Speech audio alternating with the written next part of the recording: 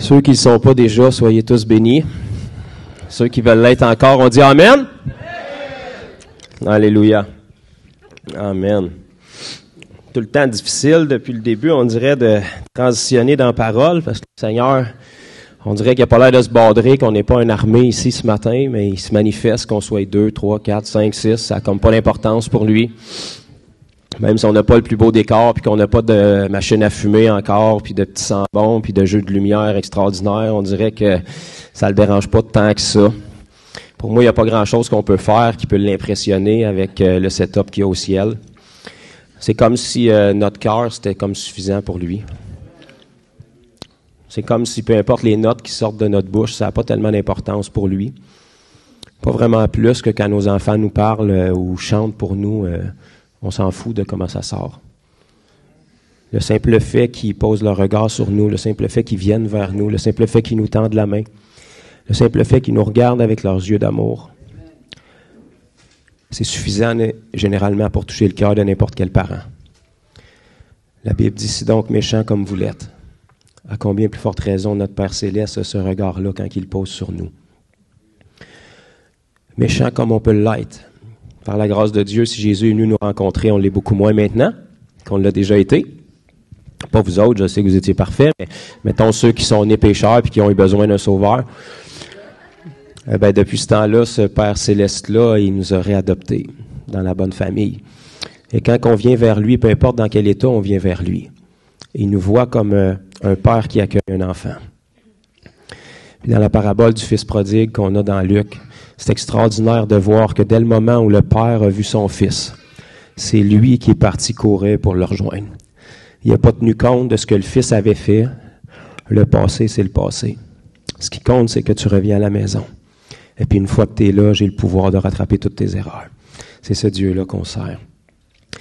Donc, je le bénis puis je le remercie pour sa présence parmi nous qui est fidèle jusqu'à présent. On en est à notre 6e semaine d'existence, officiellement.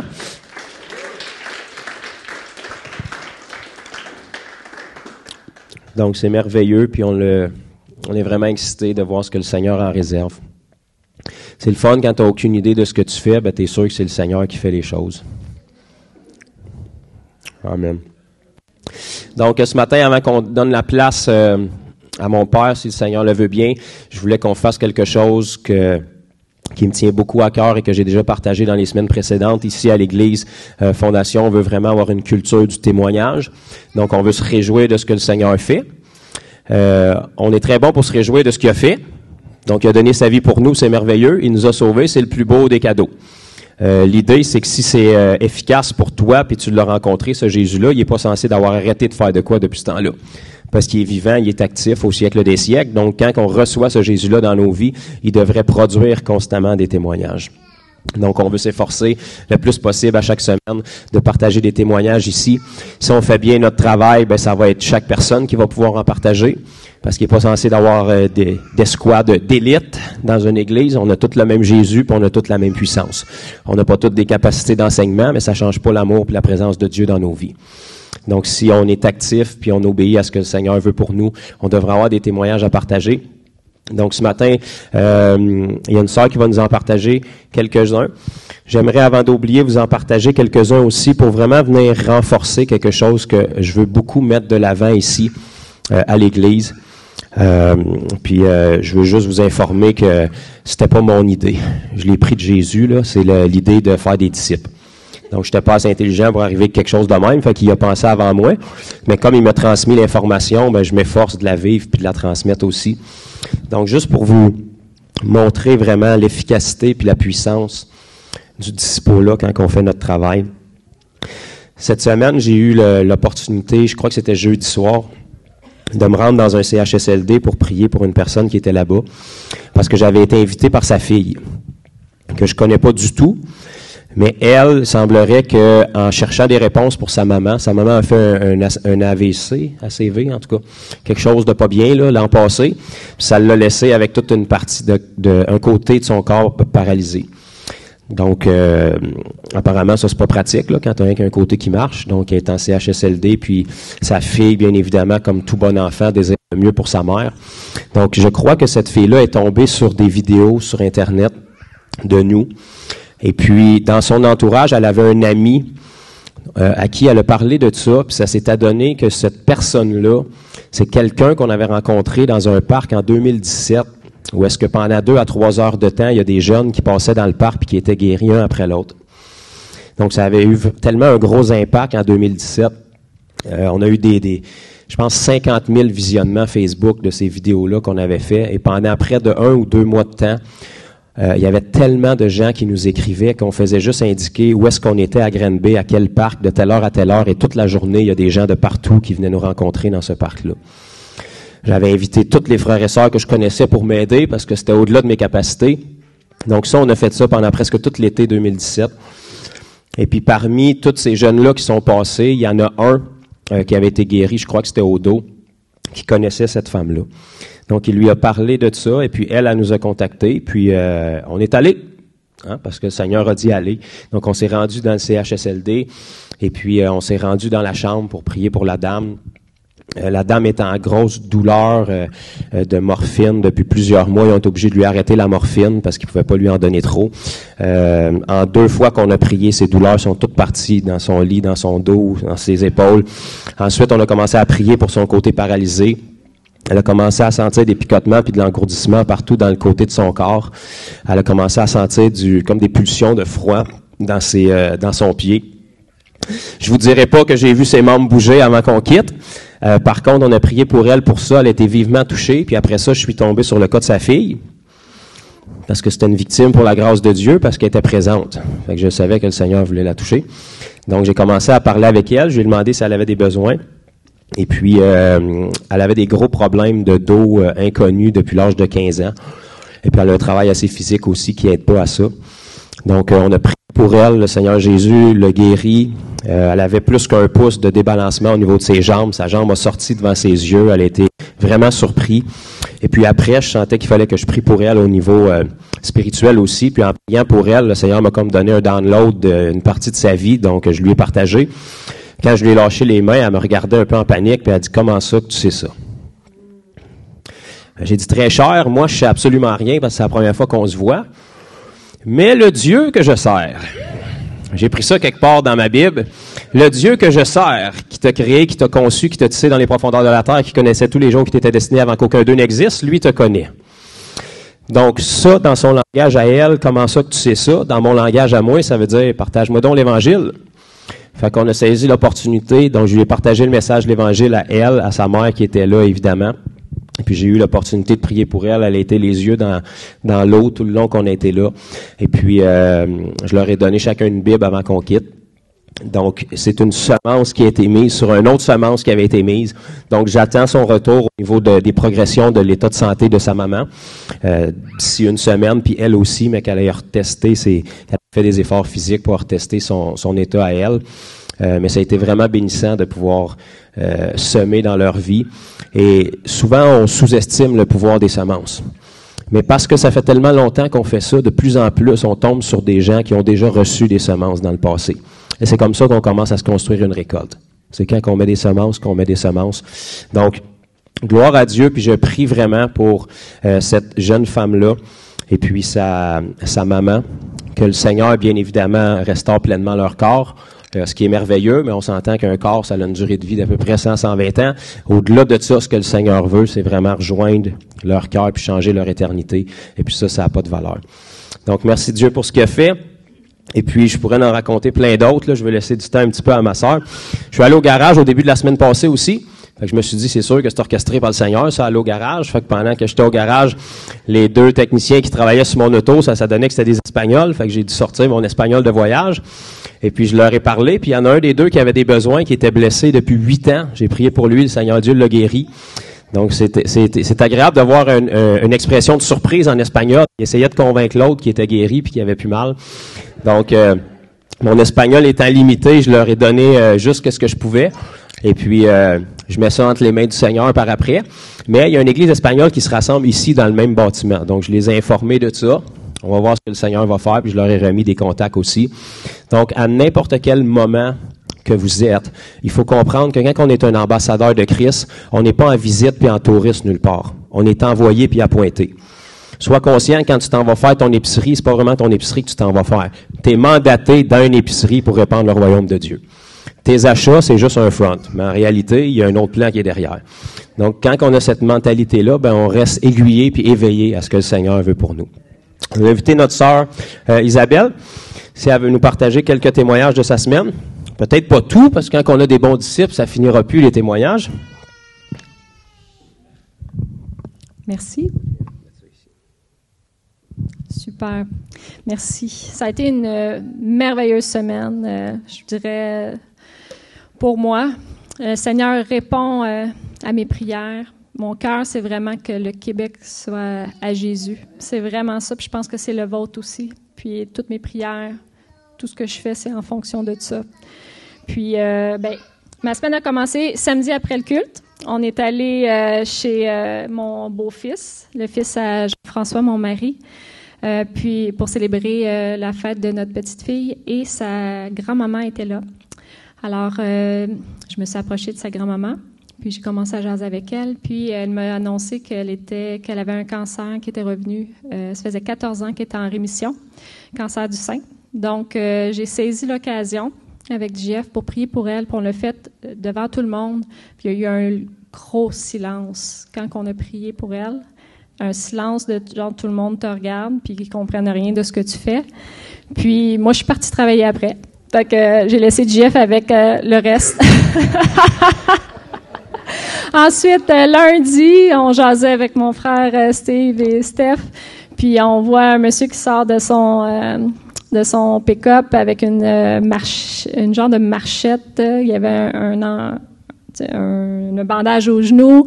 Fait que là, Jeff, il fait « Hey! » Je fais « Hey! On y va! » Fait que l'autre bord de la rue, on traverse, on s'en va le rencontrer. C'est un visiteur d'un de nos voisins. Puis là, on commence à jaser avec lui. Puis il y a eu un grave accident de moto, il y a plusieurs années. Puis il y avait des plaques dans le genou. Puis ces plaques sont tombées. Fait que là, il pouvait plus déposer son pied à terre. Fait qu'on a profité de l'occasion pour prier pour son genou. Il a pas voulu tester.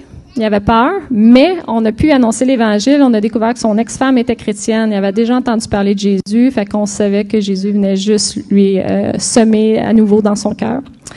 Ensuite, mercredi, ma cousine, ça fait 2 mois, elle m'a contactée en privé parce qu'elle voyait ce que je publiais sur Facebook, puis elle comprenait pas comment j'avais une vie si heureuse et tout ça, parce que des fois sur Facebook, on peut mettre en apparence des choses, puis c'est pas nécessairement vrai, mais elle se posait des questions, puis ça fait 2 mois que j'essaie de la rencontrer. Puis il arrive toutes sortes d'affaires farfelues qui fait que ça, elle annule à la dernière minute, l'hydro, elle a plus d'hydro, faut qu'elle parte, elle se rend à l'hôpital, finalement tout le temps à la dernière minute. Puis mercredi, elle m'écrit « Je suis disponible là, veux-tu prendre un café avec moi? » Fait que là, je m'en allais manger avec ma fille, puis là, je regarde ma fille, puis je dis ça te dérange-tu si on se reprend? Parce qu'on le fait toutes les semaines. Je suis arrivée 15 minutes après. Fait que j'y ai fait mon témoignage, j'y ai annoncé l'Évangile, j'ai prié sur elle. Elle avait des gros problèmes au niveau de la psychologie, puis aussi au niveau de son corps. Elle a ressenti un soulagement. Elle a été extrêmement touchée. Elle m'a écrit par après qu'elle voulait aller plus loin, puis qu'elle voulait qu'on se rencontre à nouveau. Jeudi, j'étais en train de préparer ma terrasse au restaurant, puis là, je vois passer un client que je connais depuis des années. Je dis « Hey, salut Jeannot, comment ça va? » Il dit « Ah, ça va pas bien. » Fait que là, il s'approche de moi avec sa fille, puis là, il me parle qu'il y a une récidive de cancer du poumon. Fait que là, moi, je sors de ma petite terrasse, je m'en vais le voir, je dis « Veux-tu que je prie pour toi? » Il accepte. Fait que je dépose ma main, puis je chasse le cancer dans le nom de Jésus. Extrêmement touché, il me serre dans ses bras, j'ai dit « Tu le sais me trouver, fait que tu viens me donner des nouvelles. » Vendredi matin, au travail encore, je reçois un téléphone.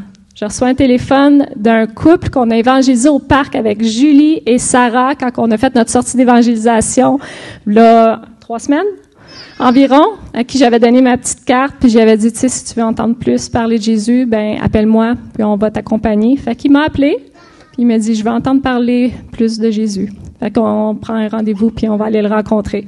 Fait que c'est ça ma semaine d'évangélisation. Fait que gloire à Dieu pour qu'est-ce qu'il fait.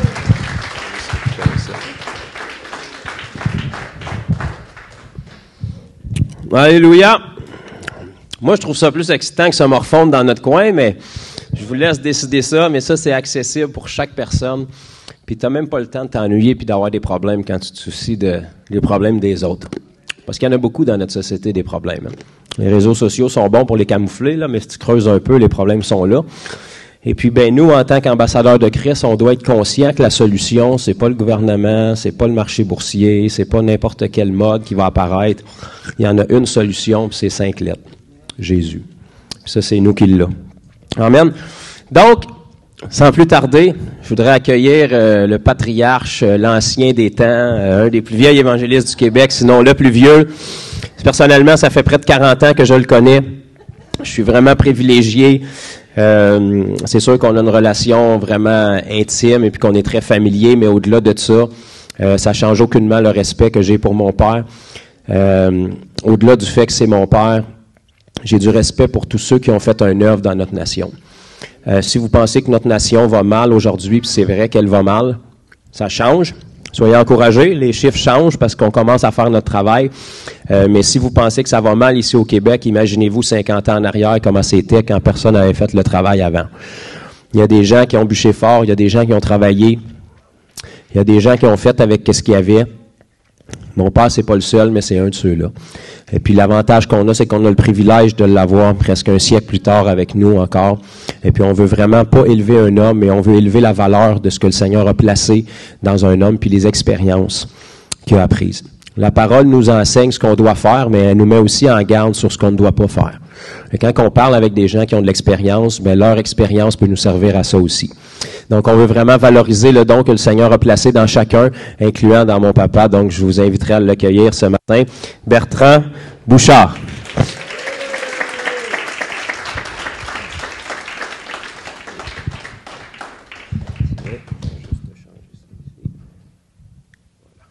Merci, mon fils. C'est mon fils bien-aimé, hein?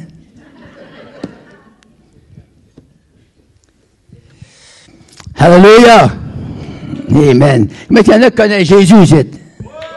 Wow! Presque tout. Il y en a récemment, j'ai vu un qui n'a pas levé la main. Je voudrais vous dire que ce Jésus est extraordinaire. Il n'y a rien à son épreuve.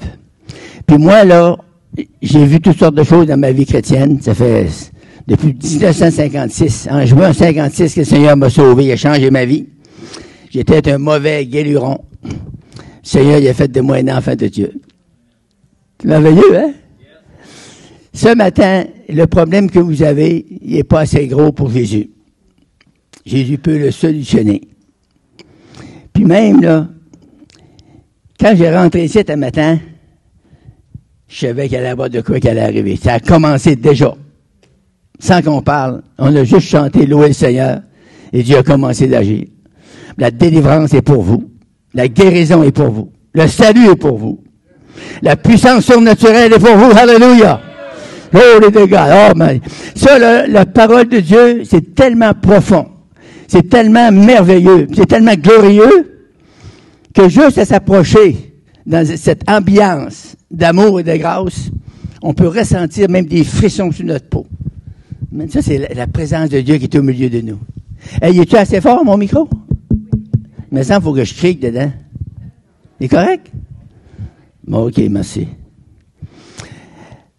Alléluia. Ce matin, je vais vous parler sur un sujet que je connais depuis 1956. J'ai jamais prêché là-dessus. Je l'ai mentionné souvent en prêchant, mais j'ai jamais prêché là-dessus. Mais quand Jonathan m'a demandé pour prêcher, j'ai dit, Seigneur, c'est quoi qu'il faut prêcher? Je suis Jonathan. C'est dur de prêcher un bon message ici. Hein? Ils ont toujours été dépassés, nos messages, parce que là, Jonathan. Mais, le Seigneur m'a levé le matin et il m'a dit, tu prêches là-dessus. Je vais vous parler sur les eaux vives. Tranquille?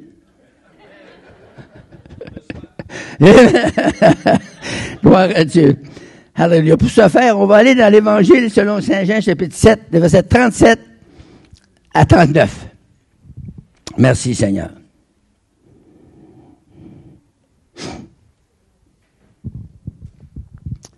Seigneur, on te remercie dans le nom précieux de Jésus. Ton amour, ta grâce infinie envers nous. On reconnaît que sans toi, on ne peut rien faire. Tu es le seul, tu es l'auteur de la vie que tu nous as donnée. Merci pour ta puissance Merci pour ton onction qui remplit nos cœurs ce matin. Merci pour le feu de Dieu qui nous enveloppe nos corps. Alléluia. Ce matin, nous voulons voir des signes, des prodiges et divers miracles qui doivent se manifester à cause de la puissance qu'il y a dans le nom de Jésus-Christ de Nazareth. Alléluia. Je relâche la puissance surnaturelle. Je relâche le feu de Dieu, le surnaturel, la manifestation de Dieu à travers les saints de Dieu, à travers la puissance. Merci Seigneur. On s'attend à toi pour des grandes choses. Dans le nom de Jésus. Amen. Donc, ça dit, c'est le dernier jour, le grand jour de la fête de la Pentecôte. Jésus, se tenant debout, s'écria, si quelqu'un a soif, qu'il vienne à moi et qu'il boive. Celui qui croit en moi, des fleuves d'eau vive couleront de son sang, comme dit l'Écriture. Il disait cela de l'Esprit qui devait recevoir ceux qui croiraient en lui, car l'Esprit n'était pas encore, parce que Jésus n'avait pas encore été glorifié. Alléluia. Je vais vous expliquer quelques mots avant. J'ai pris une petite carte, j'ai écrit ça sur une petite carte. J'ai travaillé toute la nuit pour ça pour vous. Mon sujet, c'est l'eau vive. Le fleuve d'eau vive. Dieu, il n'y a pas des petits ruisseaux pour nous, là. Il y a des fleuves d'eau vive. Savez-vous qu'un fleuve, il y a de l'eau là-dedans? Puis quand la Bible dit là, que des fleuves d'eau vive jailliront de votre sang, vous pensez à ça? Des fleuves. Un fleuve, c'est déjà beaucoup. Moi, j'ai été élevé au bord du fleuve Saint-Laurent. Il y a des places, là, il y a 300 pieds d'épais d'eau dans le fleuve Saint-Laurent. Puis le Seigneur, il dit que des fleuves d'eau vive vont couler de notre sang. C'est quelque chose, hein? Pensez-y. Faut que ça commence à couler en vous encore, là, maintenant. Plus. Un fleuve, c'est un nom masculin, c'est un mot latin, c'est des flevus. Ça veut dire que c'est de l'eau courante. Pas de l'eau morte, là. C'est comme une rivière, un courant, une crue, une inondation. Alléluia. Moi, je prie que ça inonde dans vos cœurs ce matin. Amen. Alléluia. Vive, c'est quoi ça dit? Ça dit sert pour acclamer. C'est une pièce d'eau dans laquelle on conserve des poissons vivants. Ils appellent ça vive. Le sang, c'est quoi? C'est un mot latin qui se dit sinus, une partie intérieure de la poitrine ou le cœur ou le centre de l'humain. Amen. Donc ce matin, je veux parler avec le centre de votre être. Alléluia. Le dernier jour, le grand jour de la fête. Jésus se tenant debout. La fête de la Pentecôte, vous savez que cette fête, c'est une fête dans l'Ancien Testament, c'est la fête qui fêtait tous les 50 ans. C'est la fête des moissons. Le monde se réjouissait, il priait pour avoir toujours une merveilleuse moisson l'année qui s'en est. Et le Seigneur, avant cette fête-là, il s'est écrié, si quelqu'un a soif, ça veut dire qu'on peut avoir soif, mais on peut pas avoir soif. Et si vous n'avez pas soif ce matin, c'est pas pour vous que je prêche. Mais si vous avez soif, attendez-vous à quelque chose, parce qu'il y a quelque chose pour vous ce matin. Pourquoi? Parce que Jésus-Christ est le même hier, aujourd'hui, éternellement le même. Il ne change pas, puis il ne changera jamais. Alléluia. Oh, maman, le chant l'esprit. C'est qui m'a piqué, là? Alléluia! Si quelqu'un a soif, ça veut dire qu'il y en a qui ont soif, puis il y en a qui n'ont pas soif. Il faut s'attendre à ça. Vous savez, quand on prêche, on pense que tout le monde a soif. Mais c'est pas vrai. Il y en a qui sont fermés, ils n'ont pas soif. Ils boivent à peu près jamais. C'est pour ça qu'ils ont des difficultés à avancer. On appelle ça des chrétiens boiteux. Mais, vous pouvez un matin faire du changement. Je vous annonce une bonne nouvelle. L'Évangile, c'est une bonne nouvelle. Je vous dis que ce matin, vous pouvez être changé dans votre manière de penser. Puis commencer à avoir soif, vous autres aussi. Puis une autre place, on va le lire dans l'Apocalypse, si on a le temps, bien sûr, d'aller jusque-là. Parce que moi, je suis là, je suis dans Jean, jusque dans l'Apocalypse, là. Il y a beaucoup de... Je voulais tout vous lire ça un matin. Non, mais la lettre est partie. Mais la Bible nous dit, ici on dit si quelqu'un a soif, il y a une autre place, la Bible dit, celui qui veut, que celui qui veut prenne de l'eau de la vie gratuitement. Alors, ça veut dire que si on veut, on va boire. Si on veut pas, on boira pas. Si on boit pas, on reste la gorge sec. Puis il y a des chrétiens qui sont secs. Puis il y en a qui sont trempes. C'est-à-dire qu'il y en a qui ont l'onction, puis il y en a qui ne l'ont pas. Mais il n'y a rien pour vous condamner ce matin, là. Je veux vous annoncer une bonne nouvelle. La bonne nouvelle, c'est que Jésus est venu pour nous donner cette onction. Elle doit couler en nous. Et quand l'onction coule, c'est une onction fraîche. C'est une onction de bénédiction. C'est une onction de guérison. C'est une onction de puissance. Hallelujah. Roba Shanda. Hallelujah. Glory to God. Oh, Masala Mashanda. Hallelujah. Hey, pourquoi pas? Laissez-moi me réjouir. J'aime Jésus. Il m'a pris dans des ténèbres, dans des bas-fonds. J'étais pris avec l'alcool. J'étais pas peut-être encore alcoolique, mais j'étais pas loin de là. J'étais pris avec la boisson. J'avais des problèmes de boisson. Je fumais tellement, là. Ça me sortait par les yeux, quasiment. C'était une cigarette après l'autre. C'était terrible comment je fumais. J'étais esclave de ça. Il y avait toutes sortes de mensonges, l'hypocrisie, la bataille. J'étais un batailleur de rue. Vous allez dire, t'es pas gros pour un batailleur de rue. On n'a pas besoin d'être gros pour être haïssable. Mais, le Seigneur m'a sauvé. Et quand le Seigneur m'a sauvé, moi j'étais élevé dans une famille de 13 enfants en Gaspésie. J'ai couru chez nous pour aller dire ça à maman. Maman, c'est une des meilleures femmes que je pensais dans le village. Je dis, maman, le Seigneur m'a sauvé, il a changé ma vie. Fait qu'elle dit, tu viens pas à la messe à 1h du matin? Je dis, ben non. Qu'est-ce que tu fais? Ben, je vais lire ma Bible.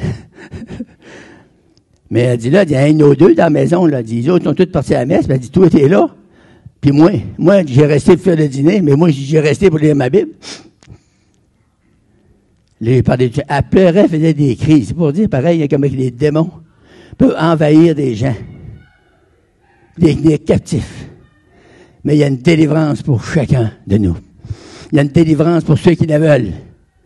La Bible nous dit, si tu veux, tu peux. Alléluia. Oh, Alléluia. Quelqu'un dira, Alléluia. Amen. Oh, oui, de God. J'aime ça, me mettre de l'action dans ça. C'est bon, hein? Merci, Seigneur. Le dernier jour, le grand jour de la fête, Jésus se tenant debout s'écria. Voyez-vous, il n'y a pas rien, Frère Bouchard qui écrit. La Bible dit que Jésus criait lui aussi. Si quelqu'un a soif, qu'il vienne à moi et qu'il boive. Ce matin, il y a de l'eau vive pour vous. C'est pas de l'eau morte, là, c'est de l'eau vive. L'eau vive, ça donne la vie. Celui qui croit en moi, des fleuves d'eau vive couleront de son sang, comme a dit l'Écriture. C'est ça que je vous dis ce matin. C'est ça que je vous lis ce matin. C'est les Écritures saintes. C'est la parole vivante de Jésus-Christ. Alléluia. Il disait cela de l'Esprit que devaient recevoir ceux qui croiraient en lui, car l'Esprit n'était pas encore, parce que Jésus n'avait pas encore été glorifié. Il n'était pas monté au ciel, mais il est monté après ça. Gloire à Dieu. On va aller maintenant dans Ézéchiel 47.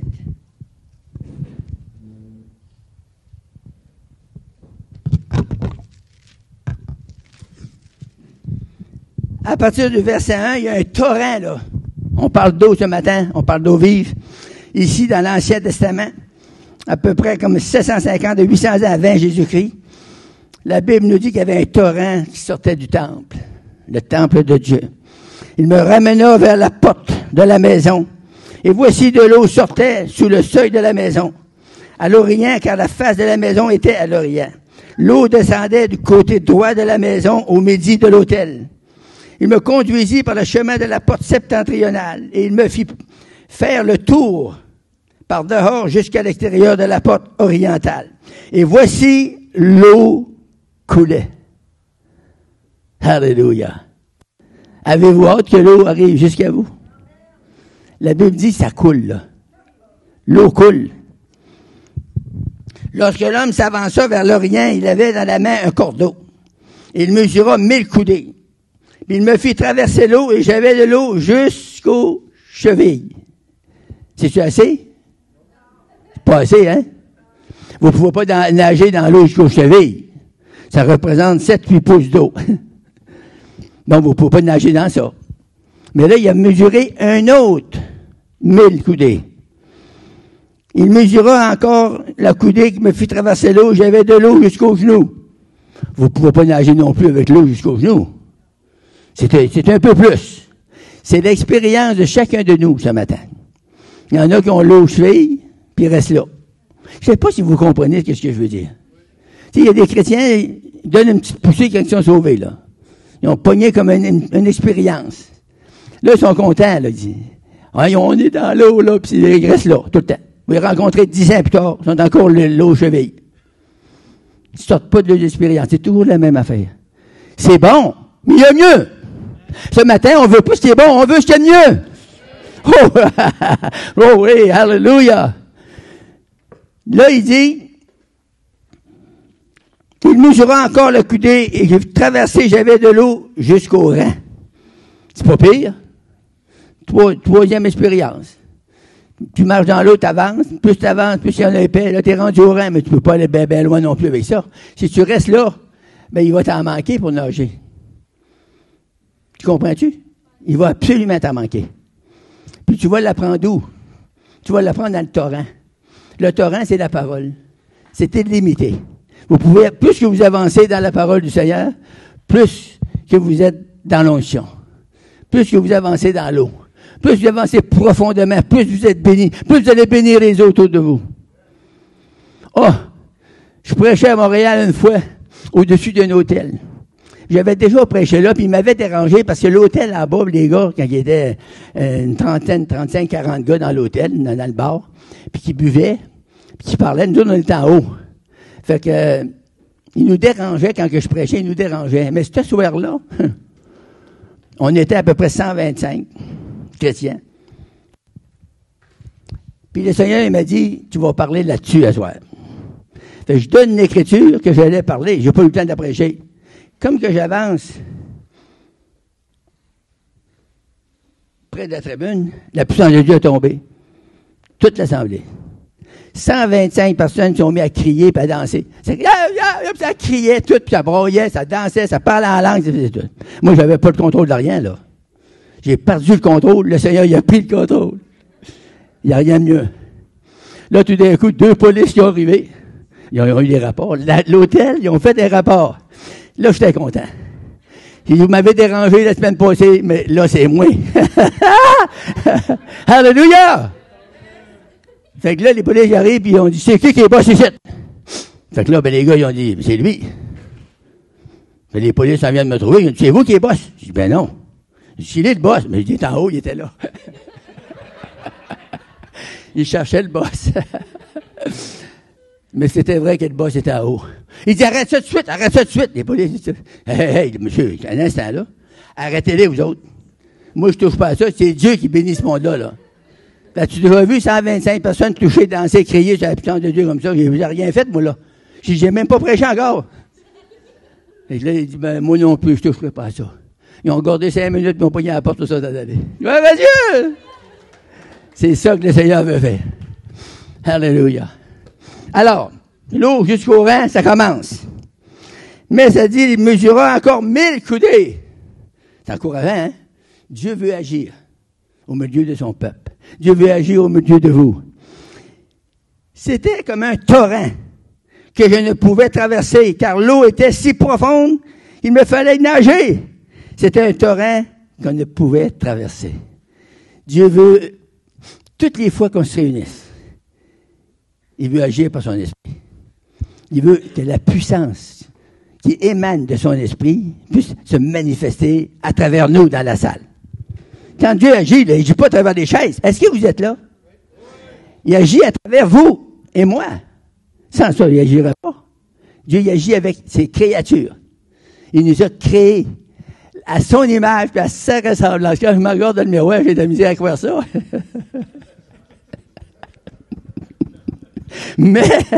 mais Dieu, il parle de la source qu'il a mis en nous. Alléluia. Le corps, c'est l'enveloppe. Mais la puissance, c'est en dedans. Alléluia. C'est tellement bon. Moi, des fois, je suis dans mon bureau, je pars à pleurer tout seul. Tu sais, des fois, ma femme peut me demander « Qu'est-ce que tu as à pleurer, mon mari? » Ah, c'est pas de ta faute. C'est pas elle qui me fait pleurer. Mais quand je sens l'Esprit, je suis tellement béni de reconnaissance que le Seigneur a fait pour moi. Il m'a pris dans les ténèbres, il m'a pris dans le bas fond, il m'a transporté dans son royaume. Le royaume du Fils bien-aimé, Jésus, celui qui sauve, qui guérit, qui libère, qui baptise du Saint-Esprit et de feu. Alléluia. La Bible nous dit, au verset 20, il me dit, cette eau coulera, l'eau vive, coulera vers le district oriental, descendra dans la plaine et entrera dans la mer. Et lorsqu'elle sera jetée dans la mer, les eaux de la mer deviendront saines. La mer représente le monde. Et la Bible nous dit que les eaux qui sortent de l'autel, du temple, qui s'en vont, quand ils vont rentrer dans la mer, ça va assainir les poissons de la mer. Les poissons, c'est qui? Le Seigneur compare les humains à des poissons. Donc, tu sais, il y a le monde aujourd'hui, les chrétiens, ils ont presque tous un petit poisson sur le char. Parce que Jésus, il a dit, je vous ferai pêcheurs d'hommes. Lâchez ça, là, venez-vous avec moi, je vais vous faire pêcheurs d'hommes. Dans le monde, ils mettent un petit poisson sur le char. Mais je connais des gens qui ont le petit poisson, mais ils ont juste le poisson. Vous pouvez avoir plus. Amen. Vous pouvez avoir la place où c'est que le poisson vit. Vous pouvez avoir l'écluse. Vous pouvez avoir le torrent d'eau en vous. Vous pouvez avoir la puissance surnaturelle de Jésus en vous. Et ça, c'est bon. Ça, c'est bon le matin, le midi, le soir. C'est bon la nuit. C'est toujours bon. Puis quand ça va mal, là, pour que ça devienne bon, il faut que vous levez vos cœurs, vos esprits vers le Seigneur, vous criez « Jésus! Secours-nous, Seigneur! » Et la puissance de Dieu va venir sur vous. Vous allez sentir sa présence qui va vous envelopper. Alléluia. Le feu va vous envelopper. Amen. Alléluia. Et vous allez commencer à glorifier Dieu. Alléluia. Oh, moi, je suis tellement béni. Moi, les gens qui pensent que je suis un vieux fou. C'est vrai que je suis un vieux fou. Je travaillais dans le bois, dans le Grand Nord, là. Je travaillais là. 250 hommes, des camps. Des camps, 250 hommes. J'étais couché dans les lits, là, puis j'étais couché sur le dos de mon lit. Tu sais, quand t'arrives, tu connais la personne, je ne lui parlais pas beaucoup, mais le monde me regardait tout, parce que j'avais ma Bible, il disait, oh, ma Bible. Les gars, ils me regardaient, puis ils disaient. Il disait, il doit être fou, hein. Il parle pas, il lit sa Bible. Mais moi, j'avais un but, là. Ils me voyaient lire la Bible. Mais s'ils sont curieux comme moi, ils m'ont dit, qu'est-ce que t'as? C'est quoi que tu lis? Fait que c'est ça qui arrivait. Les gars venaient me trouver, ils disaient, hey, c'est quoi ton affaire, toi, là? Travailles-tu dans la police? Je disais, oui. Je suis détective privé. Ah oui? Là, je commençais à lui parler du Seigneur. J'ai essayé de la Bible que je lis. La Bible? Mais ça, tu lis ça, c'est en hébreu. Mais non, en français, il y en a une en français, moi. Puis là, je commençais à lui parler, puis le Seigneur m'a sauvé, il m'a changé. Puis là, les gars, ils me voyaient, j'étais tellement joyeux, j'étais tellement béni, que ça les touchait. Puis là, il y en a qui m'écoutaient. Puis il y en a qui essayaient de me persécuter. Puis écoutez bien ceci. Moi, je suis pas un gars ben, pour me défendre quand t'arrives un gars de 250 livres en avant de moi, hein. Fait que là, j'avais témoigné, puis il y avait à peu près 50 hommes alentour de moi qui m'écoutaient. Ils avaient monté sur les lits en haut, là, puis ils m'écoutaient. Moi, je prêchais au coton. Fait que là, il y en a deux gros gaillards, comme ça, bien plus gros que ça, là. Ils ont dit, toi, tu vas te la fermer la gueule, Jéhovah. Ils pensaient que j'étais témoin de Jéhovah. J'ai dit non, il ne me fermerait pas la gueule. Et je vais l'ouvrir encore plus grande. Puis pendant qu'il dit ça, il prend ma Bible, il dit, montre-moi le nom de ta Bible. Je dis, bon, il prend ma Bible, puis l'agora a tombé sur le bord d'un crachoir. Tu sais, des gars dans le bois, là, ils crachent, ils mangent du tabac, là, puis ils se crachent. Ouf! Là, j'étais nouveau sauvé, moi, là. Ça n'a pas été proche d'éclater, hein. J'ai ramassé la Bible. Là, j'ai dit, wow! J'ai dit, gars, la Bible que j'ai, là je partais pour lui dire des affaires. Le gars, la journée d'avant, j'avais rencontré un autre gars. Il avait les épaules larges de même, puis il avait tout fendu partout dans la face. Puis il m'avait vu lire ma Bible, comme ça. Puis quand il est rentré, il était trouvé, puis il disait, tu dois lire ça, la Bible? Il s'est mis à sacrer après moi. Non, arrête un peu, je te parle pas de la religion. Je te parle de la Bible. La religion t'ont dit des choses qui ne sont pas écrites dans la Bible. Mais ils t'ont pas dit que c'est qui est écrit dans la Bible. Toi, tu ne sais pas ce qui est écrit. Moi, je sais. Puis là, j'étais pris avec la boisson, puis le Seigneur m'a délivré. Puis lui, c'était ça, il avait des problèmes de boisson, puis il sortait de la prison, il faisait 7 ans. Il avait battu sa femme. Et de ce temps-là, il pognait des moyennes shots quand il battait deux femmes. Aujourd'hui, il les bat à tous les jours, puis il pogne rien. Allô? Le gars que j'ai parlé du Seigneur, là, il m'a écouté. Puis j'ai donné un Nouveau Testament. Fait que le gars, quand les gars, ils ont voulu me battre le soir, là, il arrive deux gars, tu vas sortir du site, toi. Le gars, il a cru, je me sens à mettre la main sous l'épaule. Je me vire de bord. C'était lui, le monsieur. Il dit, parle, Bouchard. S'il y en a un qui lève la main, c'est pas sur toi, c'est sur moi qui va la lever. Les gars, ils ont établi le silence total. Et là, moi, j'ai continué à prêcher. Quelle place pour pas prêcher avec des gars comme ça qui sont là pour nous aider. Hein? Dieu va toujours envoyer quelqu'un pour vous aider, pour vous secourir. Alléluia. C'est bon, la Bible, hein? C'est quelque chose. Alléluia. On va aller voir dans Joël 4.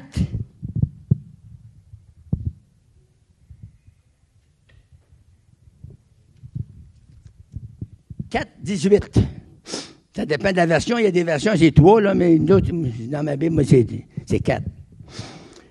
En ce temps-là, le mou ruissellera des montagnes, le lait coulera des collines, il y aura de l'eau dans tous les torrents de Juda.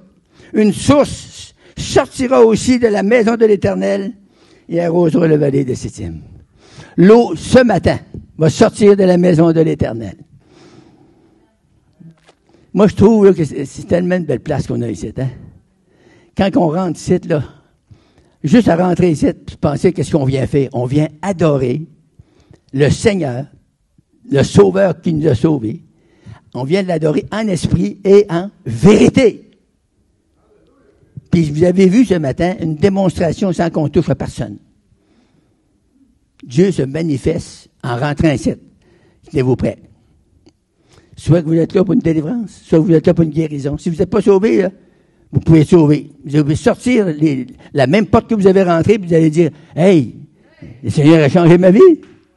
Je suis plus le même, je pense plus pareil, je suis plus pareil. » Alléluia. Moi, j'ai été changé du jour au lendemain, voyez là ou non, là. Il m'a resté à la cigarette 4 jours. J'ai crié au Seigneur 4 jours de temps. Faut-tu me délivrer de ça? C'était un enfer. J'ai essayé, c'est la pire affaire. C'est pire que la drogue. J'ai prié pour des gens, ça faisait 10 ans qu'ils se droguaient. Puis en disant dans le nom de Jésus-Christ, chouf, ils ont été délivrés de la drogue. J'ai prié pour des gens des dizaines de fois qui fumaient des cigarettes, mais ils n'ont jamais été délivrés. C'est la puissance, il manquait? Non. La volonté, premièrement, de la personne, ça compte gros, là. Faut vouloir. Un gars qui arrive une fois, il va vous dire le vrai nom, là, puis il n'est pas ici d'abord. Une pâte molle. Ça vous dit quoi, une pâte molle? Pas bien bon, là, tu sais. Fait qu'il arrive avec un paquet de cigarettes. Il dit, je veux te délivrer des cigarettes. Ah oui? Je dis, tu peux acheter ton paquet? Il avait son paquet dans sa poche. Et il dit, je me donne jusqu'à minuit. Ben, j'ai dit, dans 10 ans, là, tu vas revenir faire prier pour toi, tu ne seras pas encore délivré, toi. Ben, il fume encore, là. Ça fait 50 ans de ça qu'il dit, ça fait 40 ans. Il fume encore. Il va mourir en fumant. Il veut pas être délivré. La délivrance, c'est pas rien pour la cigarette. La cigarette, c'est une affaire. Petite affaire de petite. C'est pour tout. Quand tu as besoin de délivrance, Dieu veut te délivrer. Il y en a qui disent, oui, mais Dieu veut-tu me délivrer? Mais c'est pour ça qu'il est mort. C'est pour ça qu'il est ressuscité. Pour te délivrer. Oh, Abachan. Alléluia. Alléluia. Dire, est-ce que c'est long, frère Bouchard, d'être délivré? Non. C'est long de la longueur que tu lui donnes. Si tu veux vraiment, t'es de suite. Si tu veux garder encore un petit peu, ça va prendre plus de temps. Allô? Ça dépend de toi. Si tu veux, tu peux. Parce que Jésus, il est là, puis il ne change pas. Il est le même hier, aujourd'hui, et éternellement le même. Il ne changera jamais. La Bible nous dit dans Malachie, chapitre 3, verset, je pense, c'est 16, « Je suis l'Éternel, je ne change pas. » Et si Dieu dit qu'il ne change pas, ça veut dire qu'il reste le même. Alléluia. On va aller dans Zacharie 14.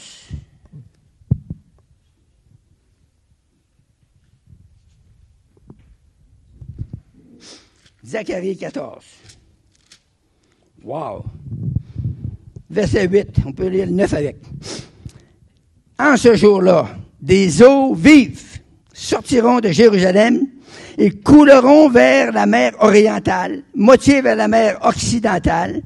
Il en sera ainsi été et hiver. L'Éternel sera roi sur toute la terre. En ce jour-là, l'Éternel sera le seul Éternel et son nom sera le seul nom. Alléluia. Ça, c'est le nom de Jésus. Ça, c'est dans le temps du règne de paix. Le seul Éternel, le seul roi. Jésus de Nazareth. Celui qui nous a sauvés. Celui qui nous a guéris.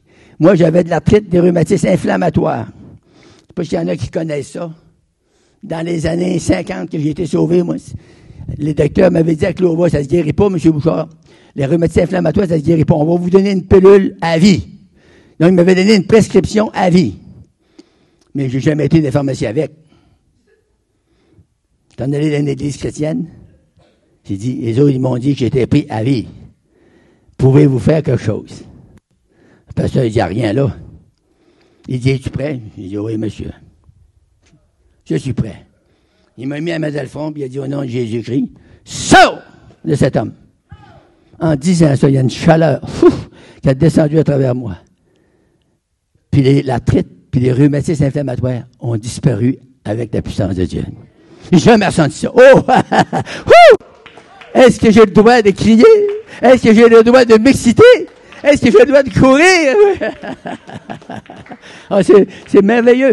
C'est par la grâce. C'est une grâce. On n'a rien à faire. C'est par la grâce que vous êtes sauvés. C'est par la grâce que vous êtes guéris. C'est par la grâce que vous êtes délivrés. C'est par la grâce que vous recevez le baptême du Saint-Esprit et le feu de Dieu. C'est pour nous. C'est pour chacun de vous. Alléluia. C'est pour moi.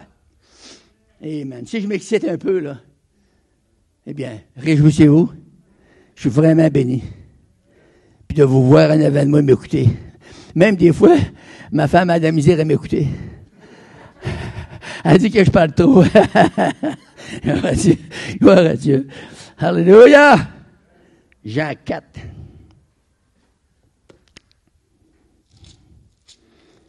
Jean 4. Verset 10. Ça avance trop dans l'heure, pas pire. Jean 4, 10. Jésus lui répondit, si tu connaissais le don de Dieu, et qui est celui qui te dit, donne-moi à boire. Tu aurais toi-même demandé à boire et il t'aurait donné de l'eau vive. Wow! C'est la meilleure eau qui existe. Même dans toute la ville de Grande-Bay, il n'y a pas d'eau comme ça. C'est de l'eau vive que Jésus veut vous donner maintenant. Vous pouvez ouvrir votre bouche puis boire. Puis ça, c'est pas littéral, là. Et quand j'étais à l'école biblique, j'ai suivi un cours en théologie. Puis il y avait un gars là qui sortait de l'armée, puis il était un petit peu, pas tout le monde sont comme ça, mais il était déséquilibré un peu, tu sais. Il était à genoux dans sa chambre, puis il avait les mains en l'air de même, puis il avait la bouche ouverte, il avait une grande bouche. Il avait la bouche ouverte, puis il disait, bon père, remplis ma coupe. Fait que moi, j'ai été chercher un grand verre d'eau. Puis quand il avait la bouche bien ouverte, puis il criait, bon père, remplis ma coupe. Ah, mais moi, j'ai vidé ça. Il est perdu avec toi, Bérette.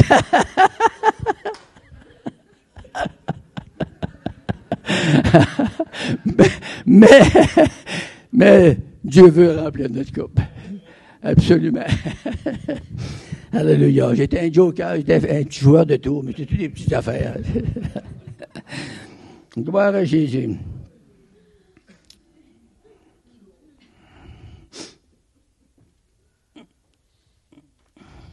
Il dit ici, es-tu plus grand que notre père Jacob, qui nous a donné ce puits qu'il en a bu lui-même, ainsi que ses fils et ses troupeaux? Jésus lui répondit, quiconque boit de cette eau, l'eau du monde, que le monde peut vous donner, aura encore soif. Mais celui qui boira l'eau que je lui donnerai n'aura jamais soif. Et l'eau que je lui donnerai deviendra en lui une source d'eau qui jaillira jusque dans la vie éternelle. C'est-tu bon? Et la femme lui dit, Seigneur, donne-moi cette eau, afin que je n'aie plus soif, que je ne vienne plus puiser ici. Jésus lui dit, appelle ton mari et viens ici. Et vous savez la fin de l'histoire. Elle est allée voir son mari, elle lui a parlé de ça. Elle lui a dit, venez voir un homme qui m'a dit tout ce que j'ai fait. Elle était assise là, elle ne rôle plus de Jacob. Jésus est allé, puis il a dit, donne-moi à boire. Mais Jésus dit, si tu connaissais, qui t'a dit, donne-moi à boire? Il t'aurait donné de l'eau vive. Tu ne viendrais plus puiser ici. Et la femme a reconnu que Jésus, à travers Jésus, il dit, va chercher ton mari. Elle dit, je n'ai pas de mari. Il t'a bien fait de dire que tu n'as pas de mari. Ça, c'est une parole de connaissance très puissante. Il dit, tu as eu 5 maris. Wow! Elle l'avait jamais vu, puis lui non plus, il ne la connaissait pas de chair. Puis il dit, là, ton mari, tu es avec, c'est pas ton mari. Donc, tu n'as pas de mari, tu n'as jamais eu de mari. Et là, elle est allée, ben, elle dit au monde, elle dit, venez voir, cet homme ne serait-ce pas le Christ? Il m'a dit tout ce que j'ai fait. Ce matin, il peut y avoir des paroles de connaissance qui vont sortir de ma bouche. Là, je ne les ai pas eues encore, je ne sais pas, là. Mais il en sort presque toujours. Qui vont dire des choses sur vous. Pas des choses pour vous scandaliser, pas des choses pour vous écraser, des choses pour vous apporter du secours. Des choses pour vous apporter de la bénédiction. Des choses pour vous exciter à chercher Dieu. Amen. À l'aimer davantage. À vous confier en lui, dans une plus grande mesure. Dieu veut qu'on se confie là, à 100% en lui. On a de la misère à faire ça, parce qu'on est des humains. On veut toujours, on dirait que notre corps, notre personnalité, on veut toujours en faire un peu, hein? On veut pas le laisser faire tout au Seigneur, on veut en faire un petit peu. Puis, tous les gens mariés, vous savez, hein, que votre femme, elle pense pas que vous allez passer à travers tout seul, hein? C'est pour ça qu'elle est là pour vous aider. Fait que, faut s'attendre au Seigneur, faut se fier à sa parole. La parole de Dieu, c'est la vérité. Ce que Dieu dit dans la parole, ça va passer, c'est pour l'éternité. C'est dit pour ici, puis c'est dit pour en haut. C'est la parole de l'Éternel. L'Éternel ne change pas, la parole ne change pas. Fait que quand vous lisez la parole, lisez-la comme étant vraiment la parole de Dieu. Et quand vous faites ça, vous ne pouvez pas vous tromper. Dieu va vous rattraper quelque part. Tu sais, des fois, on a des pensées, on est élevé dans la religion, on a tout un peu de religion. C'est protestant, catholique, orthodoxe, juif, n'importe quel musulman ou peut-être d'autres religions. Tout le monde sont pris avec... ça, c'est enraciné en vous. Ceux-là qui ont été élevés jeunes dans la religion, ça les suit longtemps. Ça prend la délivrance du Seigneur pour couper les liens. Et quand le Seigneur coupe les liens religieux, là, il n'y a plus de religion. Là. Il y a quoi? Il y a qui? Il y a Jésus. Là, quand vous criez à quelqu'un, vous êtes mal pris, vous criez « Jésus !» Plus vous allez crier à lui dans votre cœur, plus vous allez avoir la réponse vite, soudaine. Ça vient sur vous comme un fleuve d'eau vive. Jésus a dit, des fleuves d'eau vive couleront de votre sang, comme a dit l'Écriture. C'est écrit, ça va se passer. Le voulez-vous? Si oui, vous êtes un adepte pour recevoir une touche de Dieu ce matin, une grâce spéciale, une guérison, une délivrance, le baptême de feu. Tu sais, il y a des gens qui parlent en langue, ils ont parlé 2 mots en langue. Nikaya Sanda. C'est tout. Ils n'ont jamais reparlé. Il dit, j'ai remercié le Seigneur qui m'a donné son baptême du Saint-Esprit. C'est quel baptême tu as eu? La Bible dit, ils parleront des nouvelles langues. Il n'a pas dit qu'ils vont dire un mot en langue. Allô? Il dit qu'ils parleront des nouvelles langues. Ils ont plusieurs langues. Moi, quand j'ai été baptisé du Saint-Esprit, des langues. J'avais reçu le feu de ce temps-là. J'avais reçu des langues. J'avais entendu juste prêcher ça. Je me suis mis à genoux au pied de mon lit. Puis j'ai dit au Seigneur, Seigneur, j'ai besoin de toi. Je suis pas capable, j'ai fait toutes sortes d'affaires pour recevoir le baptême du Saint-Esprit. Je suis pas capable de le recevoir. Si tu me touches pas toi-même, je l'ai pas. Puis je sais pas quand elle va l'avoir. Puis là, je vais partir à pleurer. Bien pleurer, bien pleurer, bien pleurer. Puis quand Frère Bouchard pleure, il pleure. C'est comme quand il écrit. C'est une autre affaire. Et là, tout d'un coup, j'ai arrêté de pleurer. Puis je me suis mis à rire. Toute seule, là. Toute seule de ma chambre à 1h30 du matin. Puis là, j'ai ri, j'étais plus capable de m'arrêter. J'ai ri des débordements de joie extraordinaires. Puis là, c'est quoi, Seigneur? Puis là, ça partit en langue. Puis j'ai parlé en langue jusqu'à 5h du matin. Ça a sorti, moi, je sais pas comment il y a de race de langue sur la terre, mais j'en ai parlé à moyen paquet. J'en ai parlé à moyen paquet. Puis quand je me suis relevé le matin, là, j'étais là, puis là, je louais le Seigneur. Là, il faut que j'aille déjeuner. 6 heures. On était dans une académie, là. Fait que là, à 6 heures du matin, il fallait être là pour déjeuner. J'arrive là. Il y avait une ancienne religieuse qui était là. Puis son mari dit que si vous avez reçu, Frère Bouchard, il a reçu, j'ai dit le baptême du Saint-Esprit, elle a mis la face longue de même. Elle croyait pas ça. Puis elle parlait en langue, elle aussi. Pas pourquoi elle croyait pas ça. Elle croyait que je n'étais pas sincère, je sais pas. Fait que là, j'étais dans ma chambre, là, puis après j'avais déjeuné. C'est comme ça qu'ils ont toute la face comme ça. Puis j'ai dit, j'avais reçu le baptême du Saint-Esprit. C'est quoi que j'ai reçu? Là, j'étais attristé, tu sais, t'es nouveau, hein. D'un coup, ça cogne à la porte. Fait que je m'ennuie un peu, me frotte les yeux, puis là, j'ouvre la porte, c'est son mari. Il dit, ma femme vous a attristé, hein? J'ai dit, ouais, pas à peu près. Mais il dit, occupez-vous pas d'elle. Et ça, c'est une ancienne religieuse. Puis il en a encore de coller après sa soutane. Encore dans la religion. Mais vous pouvez pas avoir de soutane, puis pas avoir de robe noire, puis avoir de quoi de coller pareil. Il faut que ça décolle. Jésus veut vous donner une robe blanche, une robe pure. Puis qui vous la donne, là, quand vous la mettez, vous êtes très bien dedans. Vous vous sentez heureux, vous vous sentez béni, vous vous sentez libre. La vérité vous affranchira et vous serez entièrement libre. Merci Seigneur. C'est ça qu'on veut à partir de maintenant. Si ça fait qu'il vous agace ce matin, dites, Frère Bouchard, je veux que tu me chasses ça ou que tu pries pour moi. Je vais prier une petite prière simple 2 fois. Tu as bien dire celle-là. Ça! Alléluia! Merci Seigneur. Apocalypse. Je vois avancer le temps, on s'en allait dans l'Apocalypse. Apocalypse 7, 17. Alléluia. La Bible nous dit, car l'agneau qui est au milieu du trône les paîtra et les conduira aux sources des eaux de la vie. Et Dieu essuiera toute l'âme de leurs yeux. C'est un Dieu de joie qu'on a. Amen.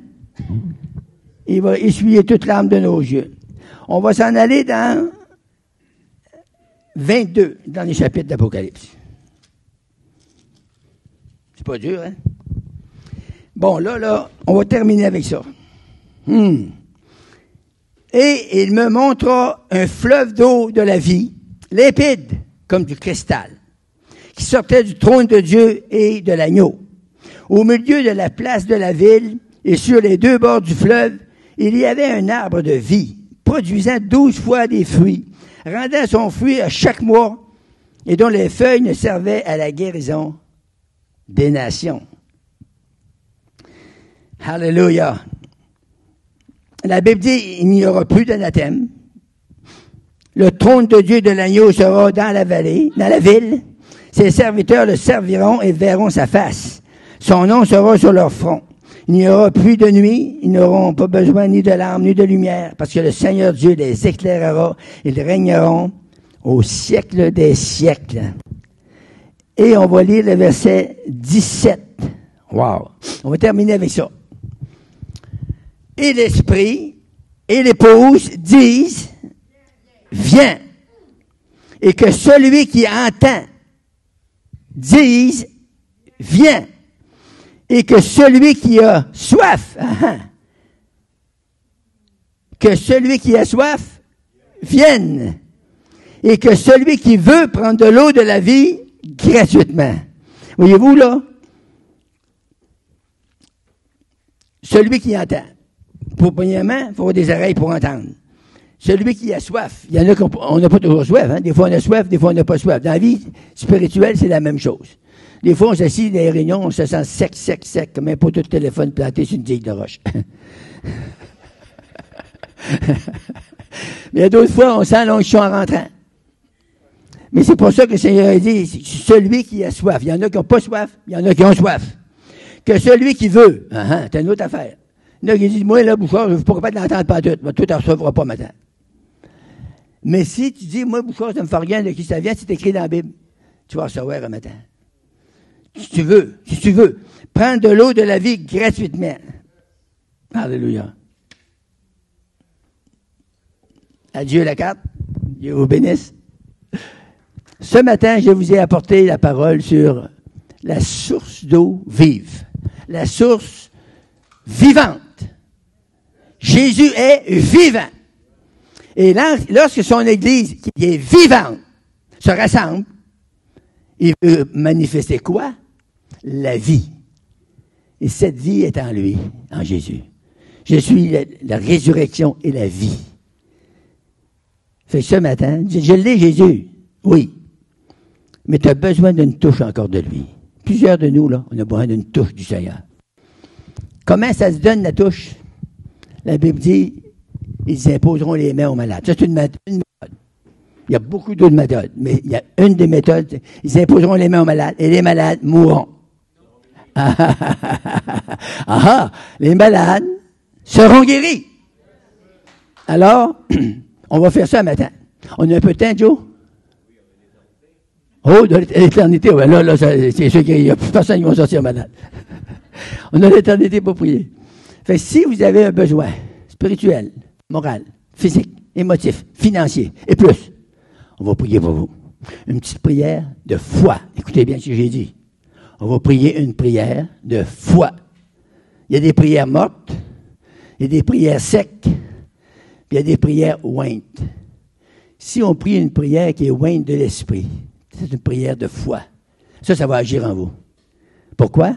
Parce que vous êtes disponible. Parce que vous voulez. Et celui qui veut, prenne de l'eau de la vie gratuitement. Alléluia. Amen.